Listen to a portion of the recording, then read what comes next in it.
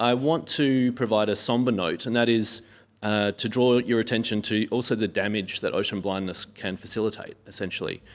We can do a lot of harm by not knowing, but we can also do a lot of harm by knowing and not sharing information.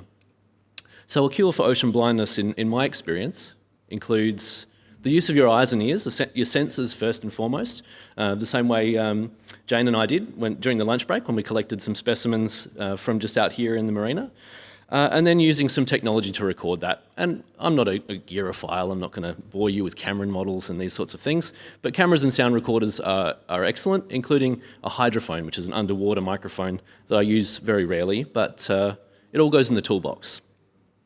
And then of course computers, that's how we process information, that's how we share information, more importantly, perhaps in some cases. And of course your phone nowadays in 2022 is a computer, so that's a bit of a catch-all. And then what's most importantly, hearts and minds. That's where we share our knowledge of the ocean. That can be through social media, it can be face-to-face, it can be with children, with adults, through film, through art, through reading, through discussion, all those wonderful things that bring us all here today. So my personal curiosity led me to a place called Whyalla, which the South Australian contingent will know quite well. It's at the northern end of Spencer Gulf in South Australia. It's also where Alan's beautiful underwater footage was streaming live to us from earlier in this talk. And it's where the giant Australian cuttlefish gather in up to hundreds of thousands of animals each winter to find mates, to compete with one another for those mates, and to lay clutches of eggs under some close inshore rocky reef. It's an amazing thing. It really should be a natural wonder of the nation, if not the world, and it's something that I like to visit as often as I can. Now, my curiosity led me to wonder and amazement. I remember my first visit to the cuttlefish 20 years ago was spectacular, and I just thought, wow, why doesn't the whole world know about this? So that then led me to think, well, what story can be told here? And sadly, similar to Derek's account of the pipi fishery, which was pushed to the edge of collapse before some regulation was introduced to manage it back to health, the cuttlefish were fished commercially in the late 1990s, and it was a completely unregulated fishery, and it nearly wiped them out. So I thought, well, I can tell it as a filmmaker, I can tell a historical story about the narrow escape, the near miss that population had, in order to help raise its profile and hopefully add it to that list of national treasures where they so belong. And then, of course, the scientific and political story unfolded from there. So I thought what I had was a historic story, and then I realised actually the contemporary story of the cuttlefish was one that was deeply political, as they were caught in the crosshairs of some very contested waters that were sought after by competing industrial proposals, and each of those was likely to have an impact on their viability as a population. So I thought, well, this is a much bigger project than I initially thought. I have to try and understand it, that next step. And through understanding the problems, the political nature of the problems, the disconnection often, or the disregard in some political circles and bureaucracies for actual hard marine science, there was a mixture of enlightenment and despair that followed. And how do we deal with that? Well, with storytelling, with art and creativity. That's the only way we can plough through it. So the problems that I discovered, and this is the sobering part, this is a handful of them. I had reams of them, and I had to work out how to condense them and share them with you in a 10-minute talk. They include the cuttlefish's future is determined essentially by commercial interests. These override anything political or environmental or scientific, unfortunately. The dollar talks. State capture ensures bipartisan political support for industry. During the course of working on this project, I've been on it for over 10 years. I've seen governments change, and I've seen the attitudes change somewhat, but not substantially. And it isn't just the top-of-town industry, the BHPs, the Santos's of industry that win their way. Smaller industrial proposals can as well, and often it's about who's on the board or who's involved, where the money's coming from, and ocean blindness plays a critical role in enabling harm or potential harm. We have weak environmental laws and enforcement. That's my frank evaluation. I've read a lot of them.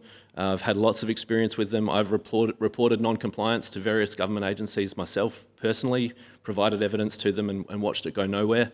I've provided so many submissions to government on various industrial proposals, and only when I've effectively gone beyond the borders of South Australia to a federal regulator have I had what I think is an appropriate response.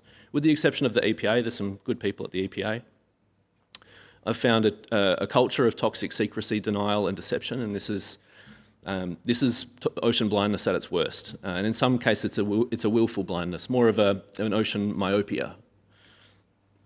I've found, sadly, we've talked about marine protected areas today. Marine parks in South Australia allow new industrial developments and pollution. So they're really, they regulate fishing, and even that to a fairly limited extent. So, for example, the Encounter Marine Park near Victor Harbour has a pilot aquaculture lease in it, which has the option to become a permanent aquaculture lease within it. So again, that's just further evidence of the industrial pecking order, really, within South Australia. And sadly, iconic marine species populations in SA are declining. So the cuttlefish is an interesting story because it has had quite an elastic history of the time that it's been tracked and that I've been following it. It's in a state of recovery at the moment. But the Australian sea lions, which are dearly loved and have had some fisheries management measures put in place, are still declining, and we don't know why yet. I'd argue there's a really strong case for urgent investigation into that. Little penguins as well, not widely known, but they are in decline statewide, and particularly in my area of interest, the Spencer Gulf, where they are likely to be either critically or endangered, depending on how you filter the data. But either ways, it's a bad news story that hasn't reached the public. So the problem here is essentially, by my deduction, bad governance, which includes the denial of scientific evidence and responsibility, cover-ups, secrecy, weak laws, toothless regulators, and deceptive propaganda. It looks pretty scathing when you read it as a list like that, and it's taken me 12 years to have the confidence to describe it for what I see it as. And there's too much there's too much evidence for me to form any alternative conclusion, I'm afraid.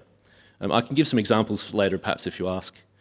The solution is legislative change. We need to change laws to prevent this kind of bad decision-making, the willful negligence of scientific evidence. That's the denial of it when it's presented to a politician, for example, or submitted to a parliamentary inquiry.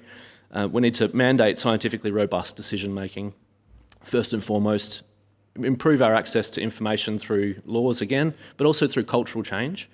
And to empower and depoliticise regulators and anti-corruption bodies. They just need to be able to do their work. And time after time, I've seen the EPA and other regulators stymied by the economic imperatives that drive government at a higher level.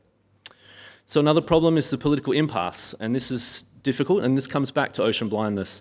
Politicians don't understand the ocean, but they do understand public outcry, and that's what mobilises them. Obviously, in election years, they're hypersensitive to this, but they can be in other times. It just takes more work, and they are self-conscious and they are afraid of embarrassment. And whilst those strategies shouldn't be your first go-to, when you've exhausted all other options, they are an available alternative. The solution is, as we've discussed in this panel, raising public literacy and rallying support by conventional and creative means, which is where my presentation is going to become a little more visual and a little more fun. So this is the name of the film that I've been working on and off again over the last 10 to 12 years. And I should say that part of the reason it's taken so long to resolve was that during the course of the film, I formed my own hypotheses about what was driving the population dynamics of the giant Australian cuttlefish population. And one of the only ways to test that hypothesis was to let time pass. And it certainly gave weight to that hypothesis. And I won't spoil the film for you, which hopefully will be out soon. I'll say later this year is my target.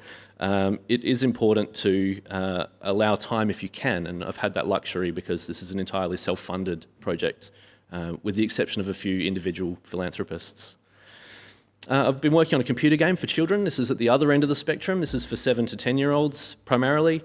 In Cuddle Scuttle, you become a cuttlefish and you swim around as a female cuttlefish, finding male mates, laying eggs, avoiding predators, eating food, avoiding other hazards that come by, and generally learning about ecology in a role-playing fashion by becoming a cuttlefish. It's not commercially released yet, but there is a prototype available online.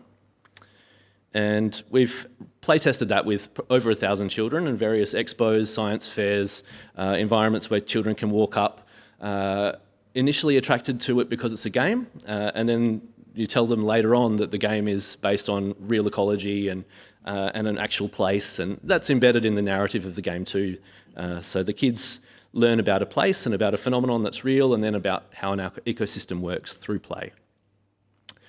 The more adult end of the spectrum of work I do, this is an exhibition my wife put on, unfortunately, during 2020, and we'd scheduled it to coincide awfully with COVID lockdowns, so the gallery was fairly sparsely attended. This was a platform for us to reflect our own local environment at Port Noarlunga, which is here in South Australia, a little coastal town where a river meets a reef, hence the name of the exhibition. I did and presented underwater photography and some illustrative work, and my wife made more abstract glass work and displayed that as a reflection of the qualities of water. And that was a lovely project. And also running in conjunction with that, the photographs were collected and also contributed to a website called iNaturalist, which is a huge database of biodiversity data. And by placing the data there, people are able to see not just a photograph, but place it geographically and see what species it represents as well. This is another project, and the reason I'm here today is I met William at this event called Totally Immersed, which was a rather high-tech alternative to the White Wall Gallery, whereby we had video LED walls on which international art was displayed, reflecting the marine environment.